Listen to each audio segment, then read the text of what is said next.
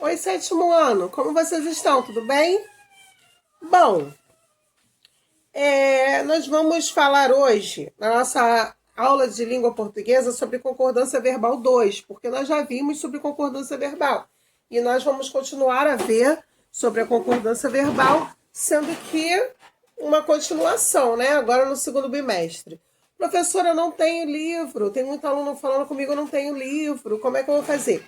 Vai prestar atenção aqui na aula, vai fazer os exercícios, as questões que eu estou fazendo com vocês no caderno e depois vai passar limpo quando o livro chegar, tá? Para a gente poder agilizar o terceiro bimestre, não tem problema. Aí, na página 51 do livro de vocês, vai estar escrito assim, ó, trabalhando a língua, concordância verbal. Concordância verbal 2. Conceituando. Você já reparou em construções de enunciados que fazemos com o verbo ser? Absolutamente particular e rica em detalhes, sua concordância merece destaque. Pois, diferentemente de outros verbos que concordam com o sujeito da oração, este pode, às vezes, concordar com o predicativo e não com o sujeito. Observe essa oração. Nossa maior preocupação, pontinho, pontinho, os adolescentes. Qual é o sujeito dessa oração? Nossa maior preocupação.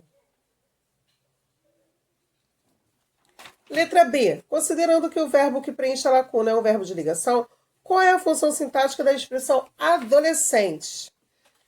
Predicativo do sujeito.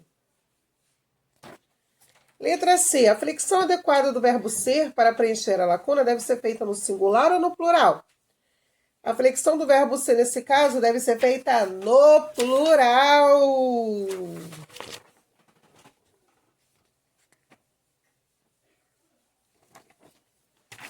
Então, ó, vocês vão ver aí nas páginas seguintes, depois, que vai falar sobre a concordância especial do verbo ser. Tá? Lá em cima, na página 52, diz assim: como você percebeu, a concordância do verbo ser, nesse caso, foi feita no plural, concordando com o predicativo do sujeito, e não com o sujeito da oração.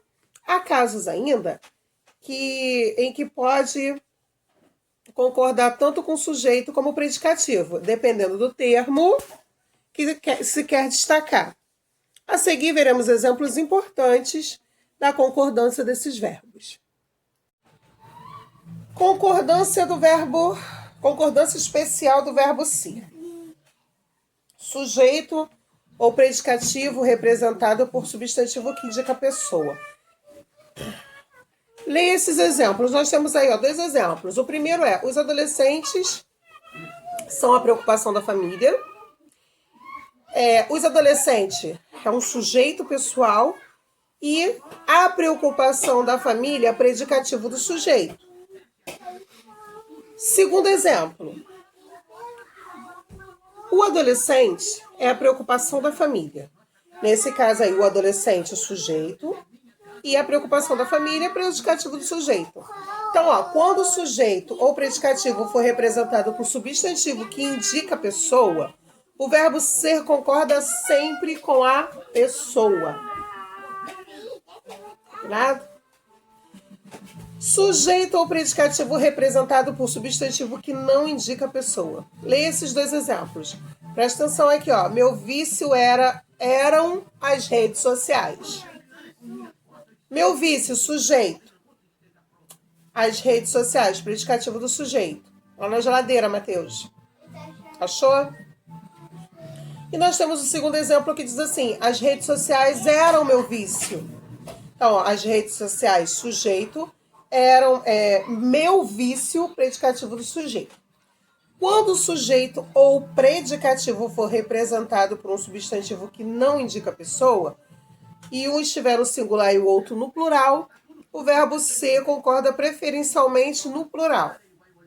Observação: o verbo ser também pode ficar no singular, fazendo prevalecer a importância do sujeito sobre o predicado, enfatizando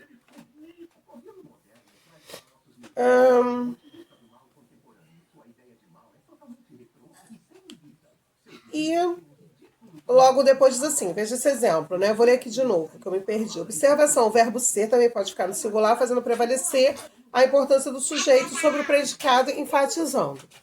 Veja esse exemplo. A rede social era apenas horas perdidas de sono. A rede social, sujeito, horas perdidas de sono. Nós temos aí predicativo do sujeito. Ok? Depois vocês vão ler, quando receber o livro, vão ler com calma. Qualquer dúvida vocês me chamam, tá? Para eu poder explicar para vocês no privado, tá? Vou encerrando por aqui mais uma aula de língua portuguesa. A gente se encontra na próxima. Beijo! Não pode, mamãe. É pra